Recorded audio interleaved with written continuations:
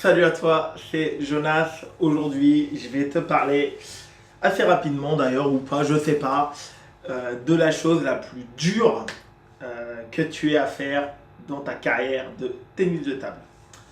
Je vais te dire ça tout de suite, c'est que tu n'as pas le droit d'avoir des jours sans. Voilà, ça c'est moi à mon niveau, un truc qui m'énerve de dire ah c'était un jour sans. La fameuse expression ah c'était un jour sans. Sans quoi? Est-ce que tu penses, alors je parle moi tous les joueurs de mon niveau qui sont plus forts, comme tout le monde, comme tous les pongistes, il y a des jours où tu vas moins bien jouer. Mais ça n'existe pas, parce que ça reste en fait une excuse, de le dire ah c'était un jour sans. Est-ce que tu penses que le mec qui est 100 français, 150, il joue des mecs qui. Il est fort, hein, très fort, hein, enfin, il est au haut niveau. Il joue un mec qui est numéroté 400 ou 500, un jour où il joue moins bien, est-ce que tu penses qu'il le perd, même si c'est un jour où il joue pas bien, est-ce que tu penses qu'il le perd souvent? Bah non, il le perd pas souvent. Il en perd peut-être un an et encore. Sinon, il serait pas 150 français. Même un jour où il joue pas bien. Et même quand il le perd, il te dit pas ah c'était un jour sans. C'est juste qu'il a moins bien joué. C'était pas un jour où il jouait bien. L'autre, il a fait un très bon match. Il a fait un excellent match parce que entre 500 et 100 français, il y a 200, 300, 300 points d'écart. 300 entre 300 et 400 points d'écart, ça dépend. Évidemment. Et comme tout le monde, c'est pour ça que je te dis que c'est le truc le plus dur, parce que c'est déjà d'accepter que même les jours où tu joueras pas bien, et il y en aura plein, il y en aura plein comme les jours où tu vas bien jouer. Il y aura beaucoup de jours où tu joues pas bien, tu vas jouer des joueurs qui sont bien moins forts que toi, et il faut quand même que tu te débrouilles pour gagner les matchs. Euh, cette vidéo, je vais pas te dire ce que moi je fais. Ce que moi je fais, parce que c'est extrêmement personnel. Chacun a ses propres mécanismes psychologiques, j'ai mes propres habitudes, j'ai eu toute ma construction de pongiste pour mettre ça en place, pour comprendre que bah, j'avais pas de jour sans. J'avais des jours où je jouais moins bien.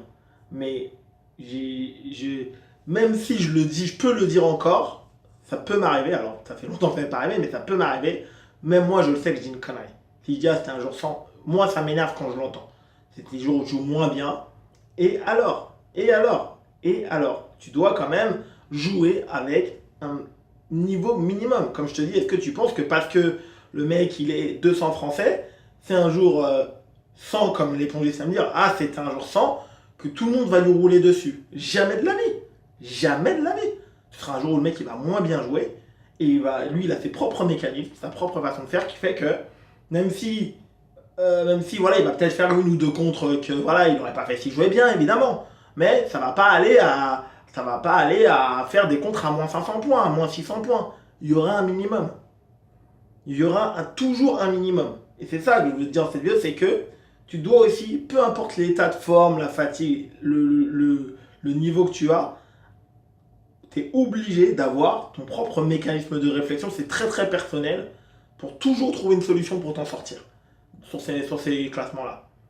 C'est ça que je te dis. C'est-à-dire, même le jour où tu joues pas bien du tout, ça veut pas dire que tu vas pas être dominé, ça veut pas dire, mais comme je dis, hein, ça veut pas dire que ces joueurs-là, ils n'ont pas non plus des balles de match contre eux, mais est-ce que, en fin de compte, ils perdent ces matchs-là en majorité où ils les gagnent? Ils les gagnent, bien évidemment, sinon ils n'auraient pas ce classement-là. Quand le joueur il a 400 points de moins que toi, même si c'est un jour où tu joues pas bien, bah, tu dois quand même réussir à gagner ce match-là, même si c'est un jour où tu joues vraiment pas bien. Pourquoi? Parce que tu dois avoir un minimum de fondamentaux dans ton jeu. Et comme je dis, c'est des mécanismes vraiment propres. Moi, je dis, à mon niveau et tous les joueurs qui sont dessus, c'est quelque chose qu'on a assimilé depuis bien longtemps. Depuis bien longtemps. Et c'est aussi l'une des raisons qui nous a permis de monter aussi haut. C'est aussi une des raisons. C'est pas que de la technique. Il y a de la technique, il y a de la tactique, etc.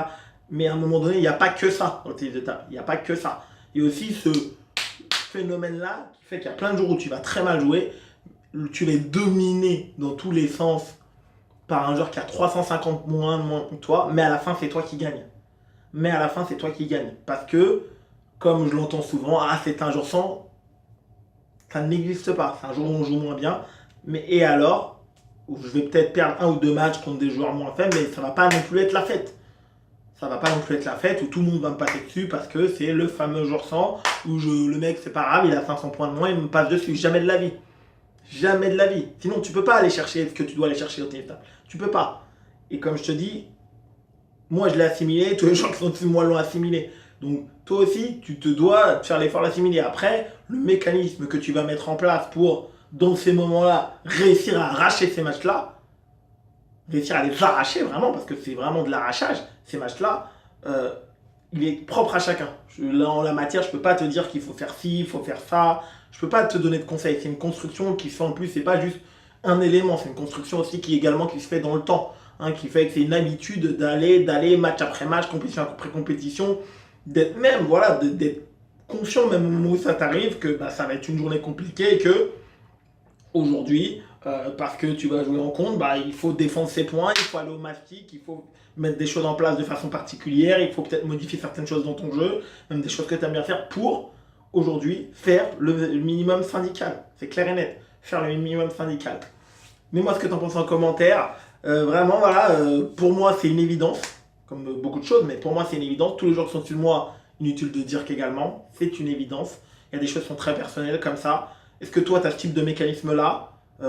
La journée sans n'existe pas au tennis de table. La journée sans, c'est encore une excuse de plus pour dire ah, c'était la journée sans. La journée où bah, peu importe qui joue en face de moi, il allait gagner. Non, pas peu importe. Si le mec ne sait pas jouer, moi j'ai pas envie de le perdre. Ça, c'est à titre personnel. S'il ne mérite pas de gagner, doublement, j'ai pas envie de le perdre, quoi qu'il arrive. Donc, mécanisme personnel, ça se fait dans le temps, on met en place ça dans le temps pour que à la fin, quoi qu'il arrive, même une journée où tu ne joues pas bien, il y ait le minimum syndical dans le contenu, dans les adversaires que tu vas perdre et que tu ne vas pas perdre. Il y a toujours un minimum. Ça, c'est vraiment quelque chose que tu dois vraiment imprimer dans ton esprit.